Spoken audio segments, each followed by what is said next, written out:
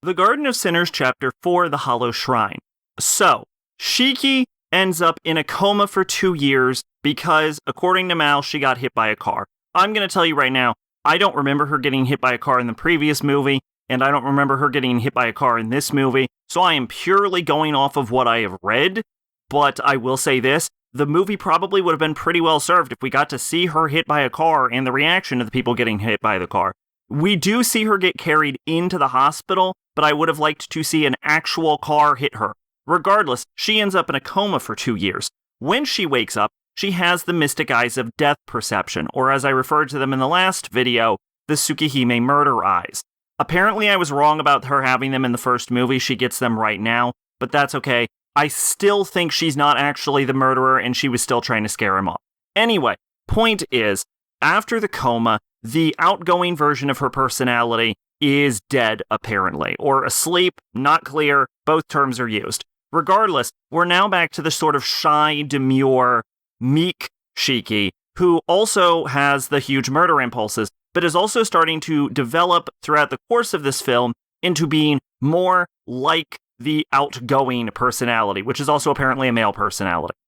Doesn't matter. Regardless, we also have the introduction of Kodako having an interaction with a woman named Toko, who I believe is the same wizard that creates the doll body at the end of the Fate Stay Night Heaven's Feel movie. Anyway, she ends up working as a counselor for Shiki to help her understand this new mystic eyes of death perception, the murder eyes, and also try and basically just act as sort of like a grief trauma guidance counselor, because Shiki is having a bit of a crisis of an identity, having perpetually had 2 people in her head, and now one of them is suddenly gone, and she's sort of in a position where she sort of doesn't know who she is, what she is, and is also simultaneously dealing with this new sensation of loneliness, being isolated from essentially everyone except for the guidance counselor Toko, and from Kotaku, who has not stopped visiting her over the course of these 2 years.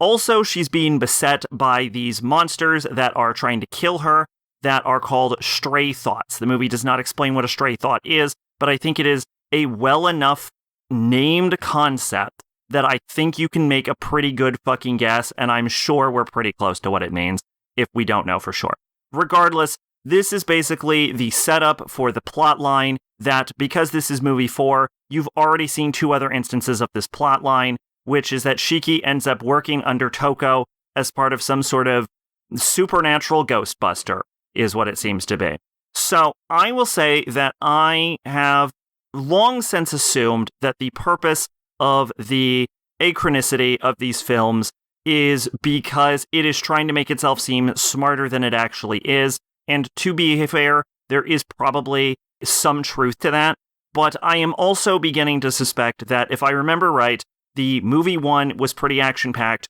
movie 3 was pretty action-packed, movie 2 and 4 are a lot more dialogue, emotion-heavy, and I am assuming that the actual reason that these are placed in out of chronological order is because if you watch movie 1 and then movie 2 back-to-back, it doesn't necessarily feel like nothing is happening, but they are very slow-paced and very not like there's some minute bits of action, but they're like barely there in comparison to the amount of like dialogue and scenes that the characters have for each other. I will say that I'm still not feeling any sort of romantic chemistry between Kodako and Shiki, but I am going to say that like what this movie manages to do, I'm not going to say nothing is being accomplished, but I am going to say it's very slow paced and not particularly engaging, and I don't feel enthused about continuing to explore the world. Oh, we saw a weird creepy guy that looked kind of like Kiritsugu, but I am confident is not. Go around and talk to various people, many of whom I believe are actually the villains in the later films. So I guess we get a little taste of what's going on. But anyway, yeah. Twitch and Discord in the description. I've been Sacrobolic, your envoy of hope. Bye-bye.